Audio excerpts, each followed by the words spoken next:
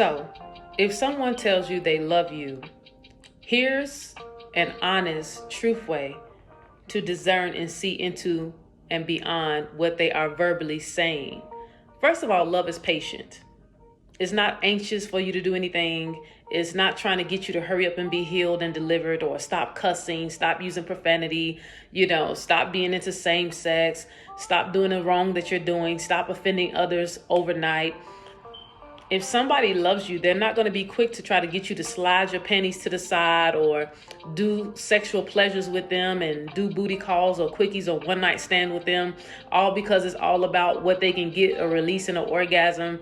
If someone is patient with you, and especially if you choose to serve God, they're not going to be impatient and saying, what's wrong with doing it one time and God knows your heart. That's not what love is.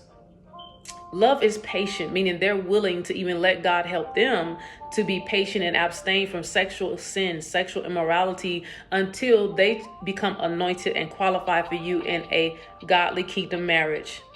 That's what love is. Love is patient. Love is patient with you getting things in God's timing. So if someone says they love you, they will be patient with you in your process of healing, in your process of getting delivered from masturbation, or delivered from pedophilia, or delivered from being a murderer, getting healed first and delivered from offending others and doing things that break others' hearts, delivered from parenting issues, and etc. Love is patient. Love is patient. So if someone is easily frustrated or agitated with you because you didn't get it when they wanted you to get it, or you're not at where they're at the moment, and you haven't conquered or defeated or overcame what they have already conquered and defeated and overcome, that's not love. They're not yet love. They have yet to become love. So love is patient.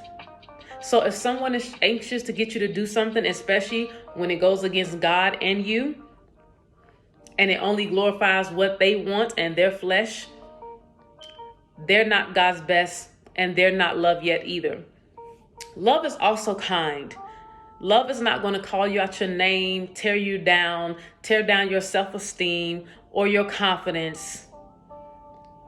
Love is going to consider how something will negatively affect you, what they're doing. Love consider what it does, because it doesn't want to offend you. So when someone say they are loved, check the things what they're doing. And if you are communicating to them that, hey, this hurts my feelings. Hey, you're making me upset. You crossing the line. That's a low blow, and they still keep doing it. Hey, when you cut me off when I'm trying to respond to you, that's offensive. That's making me upset. And they still keep doing it. That's not kind. They are not love. Love doesn't envy, meaning if someone loves you, no matter who they are or the type of relationship you have with them, if they love you, they're not going to envy what God is doing in your life. They're not going to envy when it's your time to get married to someone who is anointed and qualified for your marriage. They're not going to envy that this is your season of entrepreneurship. They're not going to envy that your hair is growing faster than theirs, or that, you got that promotion and they didn't, and they've been on that job longer than you. They're not going to envy that someone chose you over them for a business deal. They're not going to envy that someone in ministry has contacted you and been led to go with you to teach or preach or do whatever at their church, and not them. So love does not envy. Another thing is, love does not boast. It is not proud, meaning love does not have any pride in it. Leviathan, the king of pride, cannot even dwell in love, because no love is in pride, because pride is selfish. It's all about me, what I want, at the expense of offending others, hurting others, causing others to suffer. But all I want is what I want, what makes me feel good, what I think is good. It's all about me, So love does not boast. It's not proud, because when you're proud, you're going to have a great fall. So that's another thing to consider when you're dealing with people, no matter what type of relationships, is do they boast? What are they proud about? Okay? Love is not proud. It's not about self in love. Love actually is selfless. It considers you first and then itself. Flow with that. So if someone is prideful and they are proud, meaning it's all about them, love cannot abide because they operate in pride. Love does not dishonor others. It doesn't dishonor others.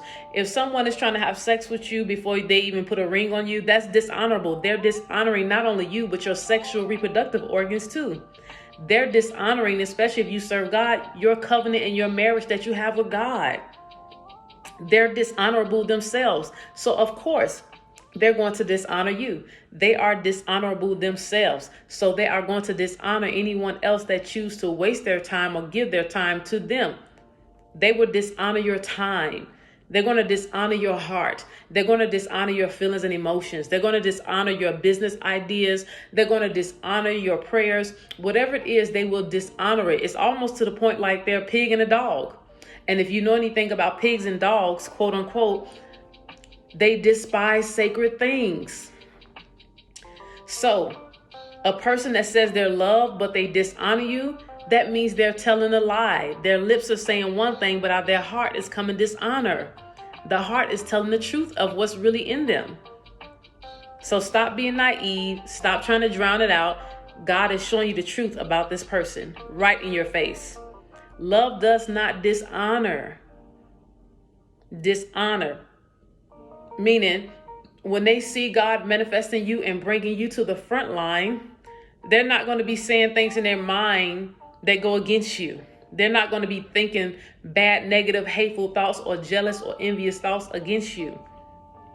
They'll show up at your bridal shower. They're going to show up at your affirmation or you getting ordained for something in ministry. They're going to support you in every way that they are available to and can.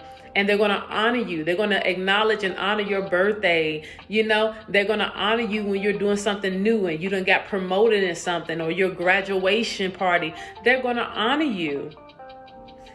And you have given birth to babies or and you getting married. They're going to honor everything you do because they are love. And that's what love does. It honors. It does not dishonor. Also, love is not self-seeking. Meaning, if every intent and motive and agenda that this person is doing for you, it first is conditional on what's in it for them. Make sure you pay it back. Or what do I get if I do this? This person is disqualified and not love. They are not love. Love is not self-seeking. It's not about me doing everything I do for you. It's because of what I'm getting out of it. If a person always has to base what they do for you off of what's in it for them, how it pleases them first and foremost, how it's going to benefit them, they should be disqualified and shown to the exit door of your life. You should not be choosing to settle and compromise with someone who, when they do things for you, it's always about what's in it for them. What do they get in return out of this? Love is not easily angered. Meaning, if somebody is quick to get upset because you're telling them the truth about what you discern and see about them or what God is revealing to you to share with them about them, that's bad for them, that's not good for them. If they get angry because you're telling them that, hey, you know that's wrong, you shouldn't be masturbating, it opens up these type of doors to demons, or you know that's wrong, that person married and you talking to them and they got a wife or they got a husband or fiance, etc. You know, you're getting their attention. You know that's wrong. Do you think you should go to the club? Or I don't like when I keep talking and you're cutting me off, and I would like for us to have a mature conversation, but they keep cutting you off anyway, getting easily angry because they feel like they want to be heard, but they don't want to listen. This person is not love. Love is not easily angered. If they can say whatever they want to say to you and you are listening to understand and comprehend what they're saying from their heart and mind, but they don't give you that opportunity and that chance or that privilege to respond back, and they get easily angered and get up and walk away, or they want to be manipulative and say that you're yelling at me or you're not listening to me, they're not love. They're easily angered. And a person that's easily angered, according to God's wisdom, is a person that's a fool. Love doesn't keep a record of wrongs. So if when you're telling someone the truth right then and there about what they're doing, and all they want to do is purposely attack the past 5 minutes on what you did 10 minutes ago, 30 minutes ago, 5 hours ago, or yesterday, all they want to do is keep putting in your face what you did in the past, they're not love. Because what they're saying is they refuse to face the truth right there and then and now about them, but they rather dwell on the past of your issues and what you did 5 minutes ago, 10 days ago, 10 years ago, 5 months ago. They would rather deal with that instead of facing the truth about them right then and there and now. So they would rather keep a record of your wrongs, who you slept with, who you had sex with and you're not married to, even though God knows why you did what you did. They don't have a clue because having natural eyes, they can't spiritually see. Having natural ears, they can't even spiritually hear from God because guess what?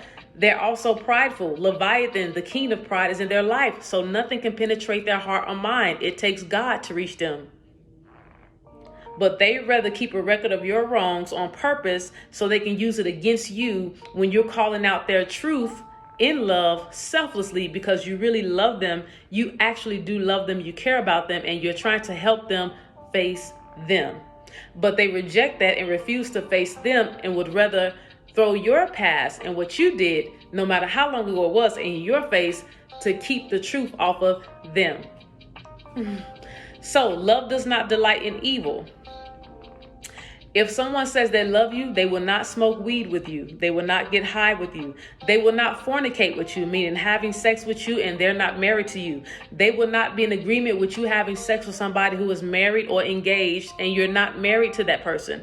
They will not agree with you continuing to be out in nightclubs, strip clubs, transgender clubs, whatever, clubs in the midnight hours during the witching hours, knowing that it could cost you your life. Or you're getting more deeper into bondage and sin. They would not condone you, okay, having sex with underage people or robbing banks and doing things like that. They would not condone those kind of things if they are loved, if they love themselves first and foremost, if they love God and if they love you. Love does not delight in evil, but it rejoices with the truth. Meaning this individual, if they are loved, they're going to rejoice with you letting God love on you. They rejoice with you blocking, deleting, and stop Twitter watching, social media watching your exes with their nexus. They're going to rejoice with you letting God help you to come up out of masturbation. Stop watching pornography. Stop watching fleshly field driven movies that claim to be PG-13 but ain't no PG-13 in there. They're going to rejoice with you. Stop committing abortions. Stop abusing marijuana and stop smoking marijuana when God never told you to do it. And you didn't go to God because you already knew the truth within yourself. And so they rejoice with the truth. They rejoice with you letting God help you to remain pure in your singleness and trust and have faith in God for a suitable partner. They rejoice with you with giving your life to Christ, accepting Jesus Christ. See, they rejoice with the truth because God is the only truth. Also, love always protects, meaning if you tell somebody your secrets, you told this person your secrets, you've gotten naked with them spiritually, mentally, emotionally, your heart has become undressed with this person, no matter what type of relationship it is. When y'all have a disagreement or an argument or y'all fuss, they don't go and expose it to the whole world to just tear you down and annihilate you and your self-esteem and your heart and butcher your heart. They don't do that. They cover you. They choose to be mature about it and they choose to consider how that would damage you and affect y'all relationship. And they will not do that to you. Love always protects. They protect what you all have in spite of you all just having an argument or disagreement or fussing at each other or one of y'all getting up and walking away from each other. Love protects. It always protects. It always protects. It always trusts. Meaning, if somebody is telling you they love you, then they should be applying themselves or letting God help them and teach them how to apply themselves with not letting the wrong people get in their ear gates about you or people that hate you get in their ear gates about you. Okay, and begin to start having suspicions and distrust towards you, all because of letting the wrong people in their gates about you, but never coming to you and communicating to you about it. Love always trusts. Meaning, if this person says that they love you, then that means they should not bring their past traumas or what they've been through with other people and other types of relationships into this relationship with you. Whether it's best friends or y'all engaged or in courtship or married, that means they have to choose to let God help them to heal and go through the process of healing and deliverance of what they've been through that was toxic, demonic, and traumatizing in a demonic way, so that they don't bring that into this relationship with you, a person who is actually God sent and loves them the pure way. Love always hopes. It always hopes, meaning hopes for the good things, the best. It always hopes. Okay? So that means if someone says they love you, they should have faith in you. They should believe in you, no matter what struggles they see you going through, no matter the nakedness they see of you spiritually, mentally, and emotionally. They should always hope for the best. They should choose to hope for the best. Not an option. Not no ifs, ands, and buts. If someone says they love you, they should always have hope in you that you will get through your process. You will experience love from God first. You will begin to love yourself and consider yourself as well and not leave yourself out. They will always hope in you, meaning they will believe and have hope in you that you will overcome masturbation. You will stop watching pornography. You will stop hanging out late in the midnight hours with different men and women. You will stop hanging with bad, corrupt characters and company.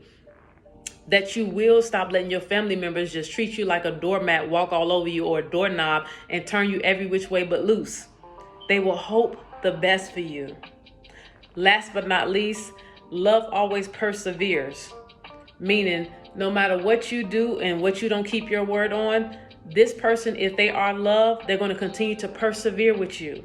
They're going to continue to pray for you. They're going to continue to push with you, even if they have to do it sometimes for you and hold your arms up, just so you can come through, so you can get your healing, so you can get your deliverance, so you can be who God created you to be, so you can have your high self-esteem can be restored, so your confidence can be restored, so your identity, so you can become back in alignment with being secure in who you are and your identity. Whatever it takes that God is showing them, if they choose to seek God first, if they are loved, they will seek God first on how to persevere with you in and through your processes too, because love always perseveres.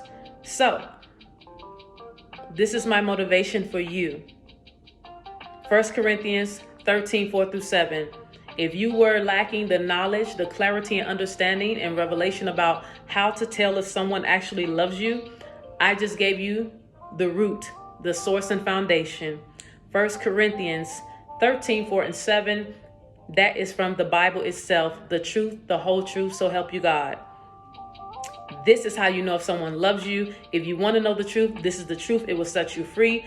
Take it, compare it to everyone in your life that you're in a relationship with, no matter what type of relationship it is. When they say you love you, look and see, are they patient? Are they kind? Do they envy? Are they jealous? Do they boast? Are they prideful? Do they dishonor you? Are they self-seeking? Are they easily angered? Do they keep records of everything that you do wrong? Do they delight in evil? Or do they rejoice with the truth? Do they always protect? Do they always trust you? Do they always hope in you? And are they always persevering with you? Are they letting God help them in their to get started on the process? Are they putting forth any fights of good fight of faith against these things that's not good or that goes against love? Are they putting forth any application? Are they putting up any resistance against dishonoring you, against tearing you down, against name calling you, against cutting you off in the conversation and not letting you speak? So that's the scripture for you to motivate you. 1 Corinthians 13, 4-7. Compare it. And then you have a choice to make. If this person will not even let God help them, you can't even help them. You cannot be Jesus Senior, Jesus Junior the third. That's not your place. It's not your place to save anyone. It's not your place to try to change anyone. If they refuse to let God help them, you're not higher than capital G-O-D. You can't even do nothing about that. You just have to trust God to be God at His timing. In His timing, after He allows some things to happen in their life, they'll come to common sense and they will let God love on them so that they can begin to love themselves And then thirdly, they can begin to actually choose with conviction and a heart of flesh. And by letting God penetrate their heart and mind, love you as well, if they are willing. Because God does not go against free will. You shouldn't try to go against people's free will. That's witchcraft. So again, my name is Gabrielle. This is motivation for you. This is what love is. Compare it. Stop being naive. Stop going into relationships ignorant. Stop wishing and hoping. And stop going against the red flags. Love is simple. This is the seed to what love is. Compare. Make your choice. Use your common sense. No longer be a simpleton. Stop lacking common sense. Think before you do things. Pay attention. Be aware. Discern. See into people. Look at what God is revealing to you about the people in your life.